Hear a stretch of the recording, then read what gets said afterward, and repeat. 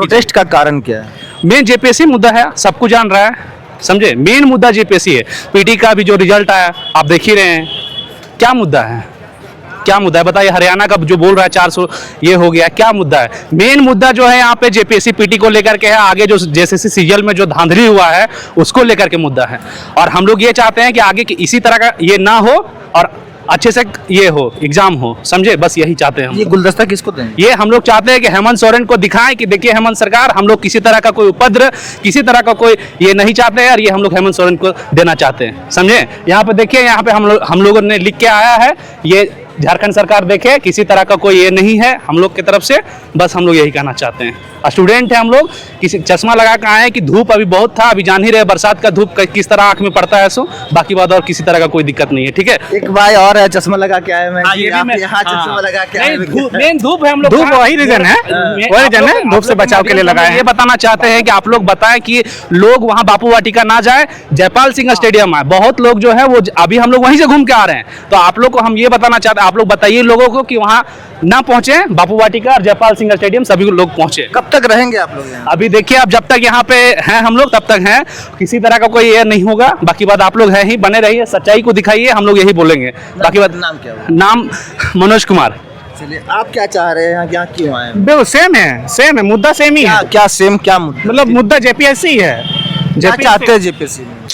देखिए, ऐसे धांधलेबाजी ना हो, और जैसे जो पेपर लीक वाला जो मामला है, जो कि अभी सिर्फ देखें तो सिर्फ झारखंड में नहीं है, अलग अलग राज्यों में देखें आप, जैसे कि अभी दिल्ली प्रोटेस्ट में देख ही रहे हैं क्या हुआ उसका। बस सेम ही है कि ये सब चीज़ें ना हो, मतलब जो परीक्षाएं हो रही है वो अच्छी तरह से सुचारू रूप से हो, रिजल्ट भी सही से आए, और पेपर लीक वगैरह ये सब ना हो, बस यही चीज़ हम बोलेंगे। नाम क्या हुआ? नाम तो हमारा दीपक कुमार है। जैसे कि आप देख सकते हैं कि यहाँ विद्यार्थी वर्ग आए हुए हैं, और यहाँ पे सारे विद्यार्थी वर्ग एकजुट हैं। जेपीएससी भी जिस तरह से विवाद हुआ है, उन सभी विवादों को लेकर यहाँ पे एकजुट है। आप साफ हमारे सोशल संवाद के माध्यम से देख सकते हैं कि काफ़ी हुजूम यहाँ विद्यार्थियों का आया हुआ है। और भी अब लोगों से बात करते हैं और जानते हैं कि जितने सारे विद्यार्थी हैं यहाँ पे क्या चाहते हैं, आज यहाँ पे आए हुए हैं, क्या कारण है? देखिए, कारण देख लीजिए, अपने कैमरे में इसको कैद कर लीजिए कि जिस प्रकार से झारखंड में छात्रों और नौजवानों को सीटें ये सरकार बेच दे रही है दूसरे राज्य के हाथों में, उसके खिलाफ में छात्रों का गुस्सा फूटा हुआ है। उसके समर्थन में उनकी लड़ाई के मैदान में जेल कैंप भी साथ देने के लिए आई है। और छात्रों का जिस प्रकार से जेपीएससी और जेएसएससी में घोटाले हुए और जिस प्रकार से अनियमितता बरती गई, भ्रष्टाचार हुए, उसकी पोल खोलने आए हैं। और ये गूंगी बहरी सरकार जो कुंभकर्ण की नींद में सोई हुई है उसको जगाने आए हैं। आज छात्रों का सत्याग्रह आंदोलन चल रहा है, न्याय मार्च है, उसमें ताकत देने आए हैं। और ये सरकार को कहने आए हैं कि आप कहते हैं कि अबुआ की सरकार है, लेकिन आप तो लगता है बबुआ की सरकार बन गए हैं। राज्य के झारखंडियों की, मूलवासी आदिवासियों की सरकार बनिए, और यहाँ के छात्रों का, यहाँ के नौजवानों को जो रोजगार है, जो पेट की रोटी, इसको छीनने का काम नहीं करिए, नहीं तो ईंट से ईंट बजा देंगे। और चूंकि जिस प्रकार से सीटें बिक रही हैं, जिस प्रकार से 14वें जेपीएससी में आरोप लगा, आप देखिए जब से झारखंड अलग हुआ है जितने भी जेपीएससी हुए हैं सभी विवादित रहे हैं। और सरकार जो है सीआईडी जांच करवा करके अपना पीठ थपथपा रही है। यदि माननीय मुख्यमंत्री जी चाहते हैं कि इसमें नेट एंड क्लीन जांच हो तो मामला सीबीआई को सौंपे, दूध का दूध और पानी का पानी हो जाएगा। क्योंकि सबसे बड़ी बात है कि शिक्षा मंत्री माननीय मुख्यमंत्री जी के ही हवाले है, तो माननीय मुख्यमंत्री जी के रहते हुए जेपीएससी और जेएसएससी में घोटाले हो रहे हैं, क्वेश्चन पेपर लीक आउट हो जा रहे हैं, तो सवाल माननीय मुख्यमंत्री पे भी बनता है, वो भी शिक्षा मंत्री के पद से इस्तीफा दें और दूसरे को मौका दें। तो मतलब जंतर मंतर में जिस तरह धर्मेंद्र प्रधान का इस्तीफा हुआ, तो आप लोग भी चाह रहे हैं कि यहाँ भी इस्तीफा हो जाए? बिल्कुल, क्योंकि आपके जो कारनामे हैं, ये झारखंड 25 साल में जो आपके कारनामे हैं, चाहे एनडीए की सरकार रहा हो चाहे यूपीए की सरकार रहा हो, हर एक सरकार में जेपीएससी जेएसएससी की सीटें बिकी हैं, क्वेश्चन पेपर लीक आउट हुआ है। हम लोग चाहते हैं छात्रों की मांग को लेकर, जो छात्र की मुद्दे हैं, हम जेल के हम लोग चाहते हैं उनके मुद्दे के साथ हैं कि जेपीएससी और जेएसएससी का रिफॉर्म हो, मतलब उनका प्यून से लेकर चेयरमैन से लेकर के सारे चीजों में बदलाव हो। अब एक बात बताइए, टीडीपीएल कंपनी जो उत्तर प्रदेश में दीवार घोषित की गई है, जो बैन की गई है, झारखंड सरकार उसको एग्जाम करने का अथॉरिटी क्यों दिया? भ्रष्टाचार की बीज तो वहीं से रोपा गई है और वो टीडीपीएल इतना भ्रष्टाचार किया कि यहाँ पर कोई तिवारी जी हैं, चर्चर एग्जाम पास करते हैं, सेकंड स्टेट टॉपर हो जाते हैं, उनकी पत्नी उनके परिवार के लोग एग्जाम में हो जाते हैं और ये सरकार तक कमीशन पहुंचता है। चाहे दरोगा का सीट हो, चाहे शिक्षक का सीट हो, 25 लाख, 30 लाख, 50 लाख, डीएसपी की सीट करोड़ों रुपया में बिकते हैं। ये सरकार के ऊपर गाल पर तमाचा है। सरकार जो कुंभकर्ण नींद में सोई है, ये जागे और झारखंड के मूलवासी आदिवासी छात्रों का जो हक अधिकार है वो दोहन करना बंद करे। छात्रों के अधिकार के लिए सरकार सजग हो, काम करे, नहीं तो आने वाला समय में 2029 में राज्य सरकार को यहाँ के छात्र नौजवान हिला के रख देगी। आज आप लोग का जिस तरह से आज मार्च निकाला जाएगा, अगर मार्च के बाद भी सरकार नहीं जागती है तो अगला स्टेप? देखिए, ये तो टेलर है, पूरा पिक्चर हम लोग विधानसभा में दिखाएंगे। आज हम लोग छात्रों के समर्थन में आए हैं। कल हमारी केंद्र कमेटी की बैठक हुई है, टाइगर जयराम मातो ने ऐलान किया है कि आज छात्र के लिए हम लोग समर्थन कर रहे हैं। हम 3 तारीख या 4 तारीख को पूरे 24 जिलों में हम धरना प्रदर्शन कर रहे हैं और डीसी के माध्यम से सरकार को ज्ञापन दे रहे हैं कि स्टूडेंट का जो मांग है, जेपीएससी जेएसएससी में जो घोटाले हुए, जो भ्रष्टाचार चल रहा है, जो 14वें जेपीएससी रद्द करने की मांग है, वो सारे मांग को मान लीजिए।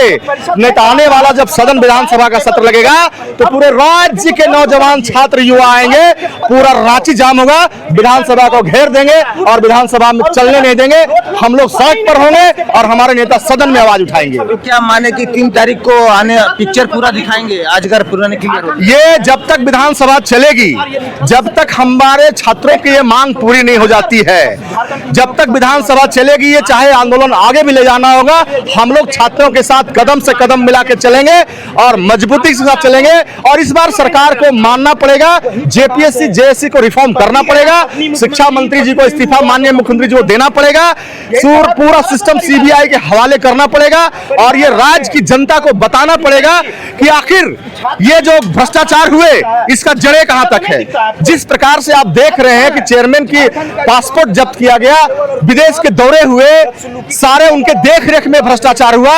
हम समझते हैं कि सीबीआई ईमानदारी से जांच कर दे तो ये गिरबान, ये जांच की आंच सीएमओ तक जाएगी। परिचय बता। रविशंकर यादव, जेएलकेएम के केंद्रीय प्रवक्ता। जैसे कि आपने देखा कि इनका साफ तौर से कहना है कि अभी ये टेलर है, 3 तारीख को आने वाला पिक्चर काफी बहुत बुलंद और बड़ा होगा और भी आपको स्टूडेंट विद्यार्थी को हम दिखाएंगे। यहाँ काफी मात्रा में विद्यार्थी एकजुट है और यहाँ पे अपना रोष दिखा रहे हैं। आप देख सकते हैं कि सारे विद्यार्थी यहाँ पे बैठकर अपना रोष दिखा रहे हैं झारखंड सरकार को कि आप देख सकते हैं कि यहाँ पे जिस तरह से विद्यार्थी बैठे हुए हैं और अपने रोष को दिखा रहे हैं कि अपनी मांगों को मांग रहे हैं कि हमें जेपीएससी में जिस तरह से भारी अनियमितता हुई है उसको सुधारा जाए।